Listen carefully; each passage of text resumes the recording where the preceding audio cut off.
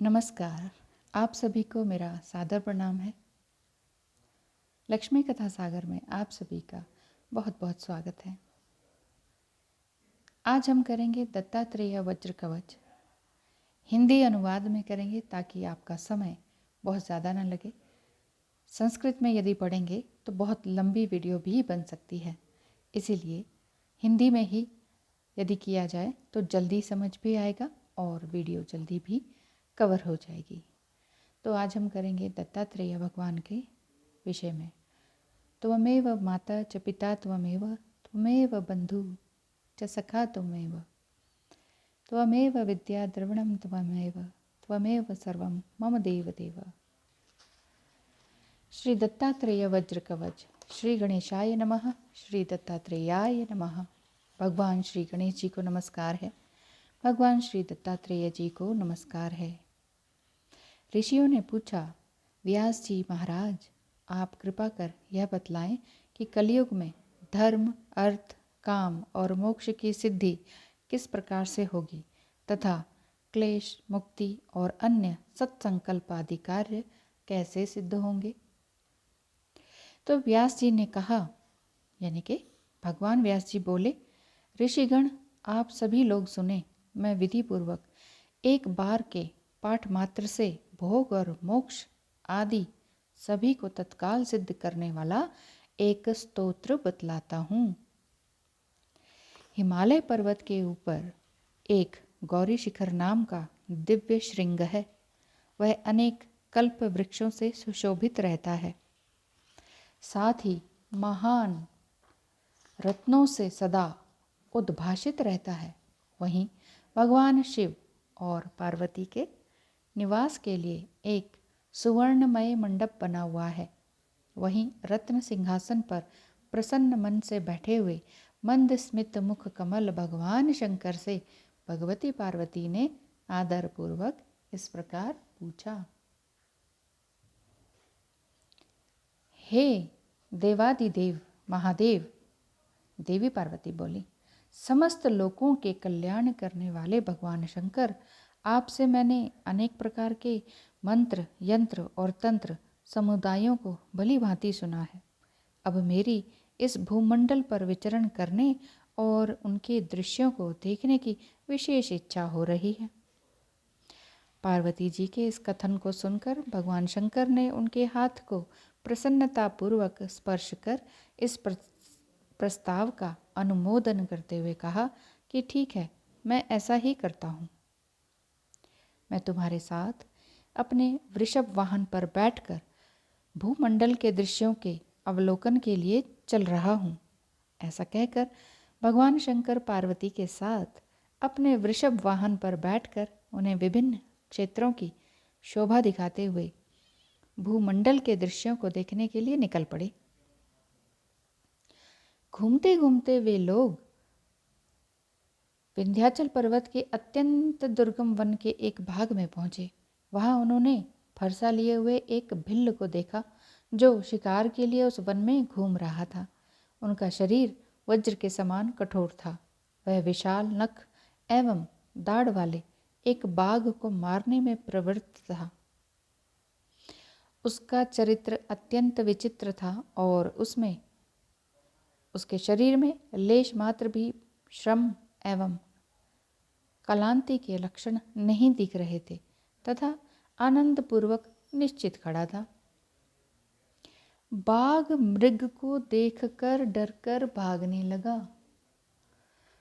और उसके पीछे पीछे हिरण भी खदेड़ता हुआ जा रहा था। इस आश्चर्य को देखकर भगवती पार्वती ने भगवान शंकर से कहा, जो अभी मैंने कहा कि बाघ मृग को देखकर भागने लगा, यह मृग के खदेड़ने से बाघ के भागने की बात आश्चर्यपूर्ण है। इसी को लक्ष्य लेकर पार्वती जी ने भगवान शंकर से पूछा कि ये देखिए कैसा आश्चर्य है। लेकिन भगवान शंकर ने कुछ उत्तर नहीं दिया, क्योंकि यह तलाधन मुनि का आश्रम था। अहिंसा के प्रभाव से खग मृग सहज बैर बिरसाई, सभी ने परस्पर प्रीति बढ़ाई और चरही एक संग गज पंचानन की स्थिति यह चरित्रार्थ चरितार्थ होती हुई दिखती है, अर्थात बाघ भी प्रीति या प्रेम के कारण भागने लगा। इसलिए यदि आपको संदेह हो रहा हो तो भगवान शंकर ने उत्तर नहीं दिया।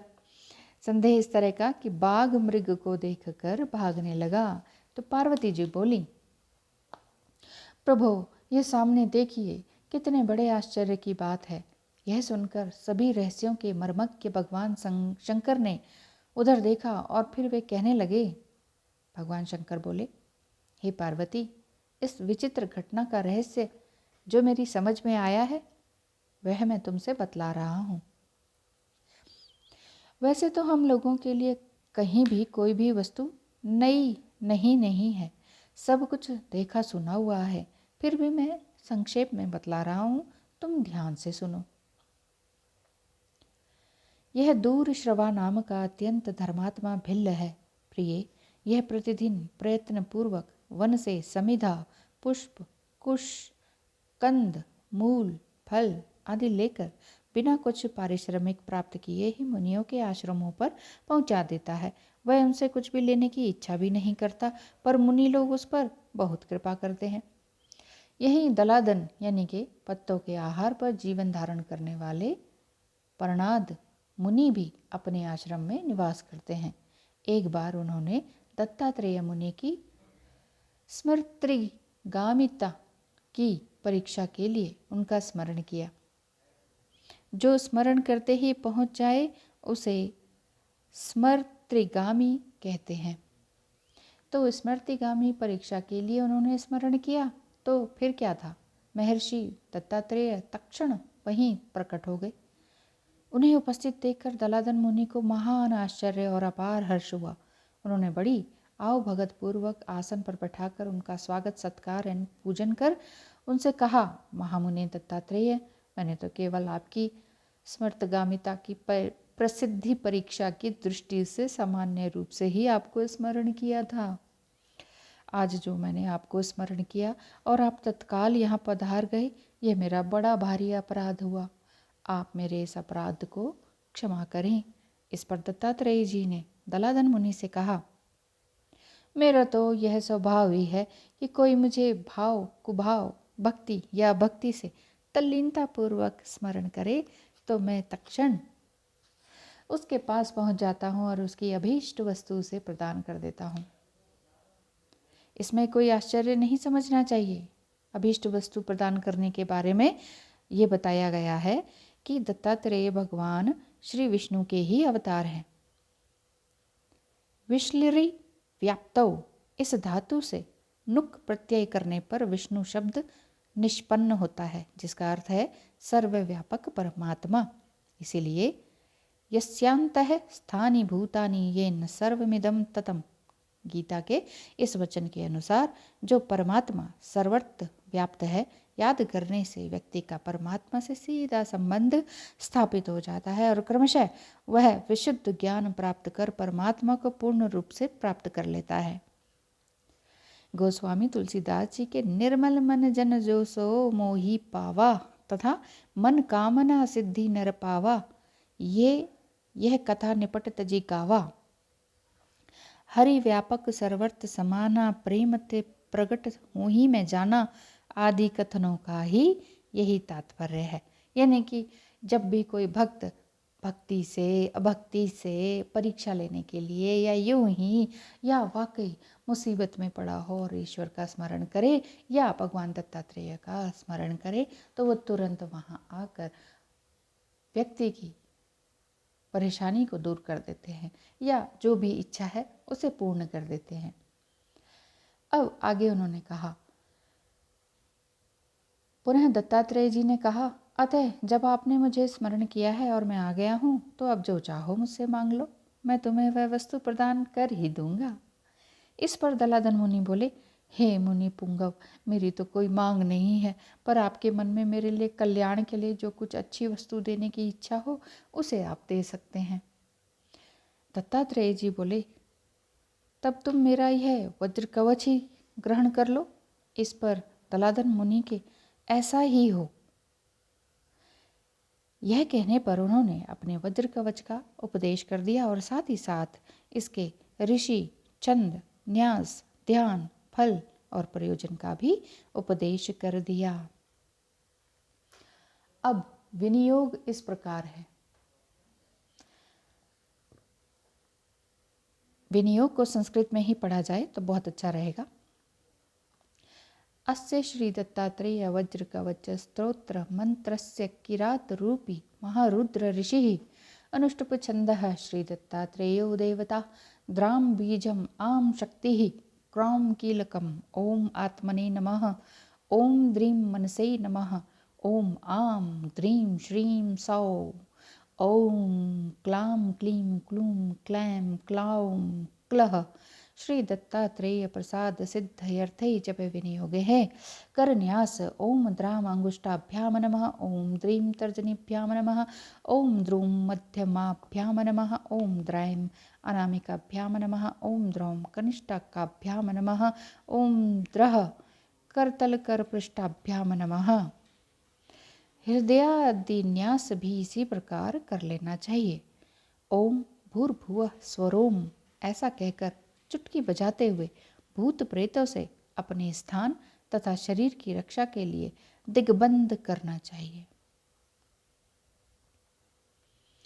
अथ ध्यानम उनका ध्यान इस प्रकार है। संसार वृक्ष के मूल स्वरूप सच्चिदानंद की मूर्ति और योगींद्रों के लिए आह्लादकारी चंद्रमा एवं परमात्मा स्वरूप दत्तात्रेय मुनि को नमस्कार है। कभी योगी वेश में, कभी भोगी वेश में और कभी नग्न दिगंबर के वेश में पिशाच के समान इधर उधर घूमते महामुनि दत्तात्रेय भोग एवं मोक्ष को देने में समर्थ साक्षात विष्णु ही हैं। ये महामुनि प्रतिदिन प्रातः काशी में गंगा नदी में स्नान करते हुए और फिर समुद्र तटवर्ती कोल्हापुर के महालक्ष्मी मंदिर में पहुंचकर देवी का जप ध्यान करते हैं तथा माहवरीपुर पहुंचकर कुछ भिक्षा करते हैं। ये माहवरीपुर इसका वर्तमान नाम माहुरगढ़ है। यहाँ दत्तात्रेय जी के मंदिर आदि का कई चिन्ह हैं। इन्हें जमदाग्नि ऋषि का या जमदग्नि ऋषि का गुरु कहा गया है। विशेष जानकारी के लिए कल्याण का तीर्थांक द्रष्टव्य है। काशीपुरी, मणिकर्णिका घाटी का तत्पादुका तो बहुत ही प्रसिद्ध है।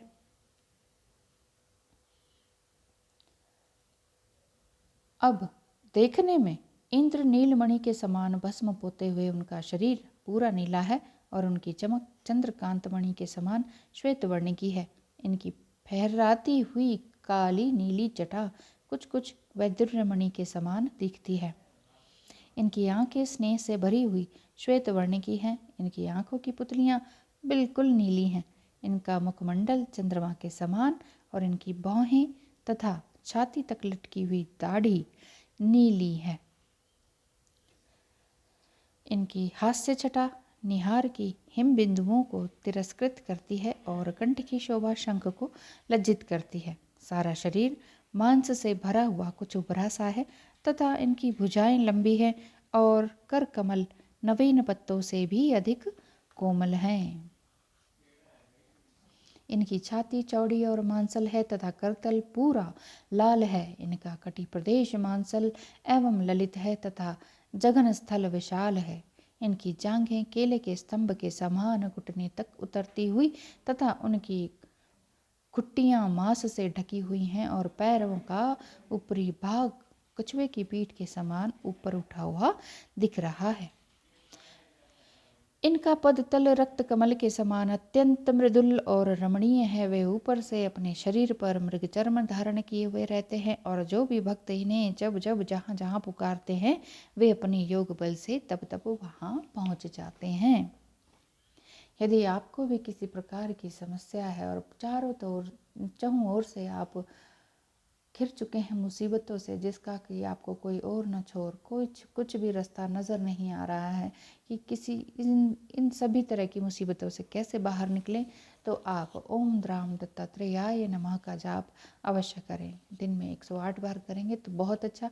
और वाकई बहुत ज़्यादा ही मुसीबत है जिसका आपको तुरंत उपाय चाहिए तो दिन में 1008 बार जाप करेंगे तो सच मानिए आपकी किसी भी तरह की समस्या नहीं रहेगी। अब अगला पूरा पाठ जिसे कहते दत्तात्रेय वज्र कवच अगले वीडियो में पूरा करेंगे, नहीं तो वीडियो और भी ज़्यादा लंबी हो जाएगी। माफ़ी चाहती हूँ दत्तात्रेय भगवान से भी और आप सबसे भी कि वीडियो लंबी होने के कारण पाठ को बीच में छोड़ना पड़ रहा है।